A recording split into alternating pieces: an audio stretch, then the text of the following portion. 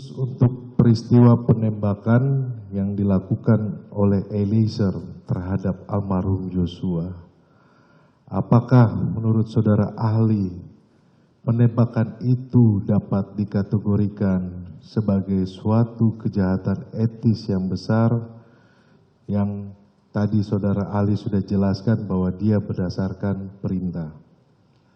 Jadi dalam etika itu memang selalu dibedakan antara yang normatif dan kebersalaan seseorang. Yang dalam agama, di agama Katolik, kebersalahan itu disebut berdosa, ya, orang berdosa. Tapi dalam etika saya tidak pakai istilah itu. Dalam etika saya pakai istilah bersalah secara etis, boleh dituduh kamu secara etis adalah buruk. Kita dalam bahasa biasa mempunyai istilah itu orang jahat misalnya. Jahat itu berarti etis buruk. Nah, orang yang dalam situasi relasi kekuasaan tadi melakukan sesuatu yang sebetulnya secara objektif menurut etika normatif jelas tidak boleh dilakukan, belum tentu bisa disebut jahat.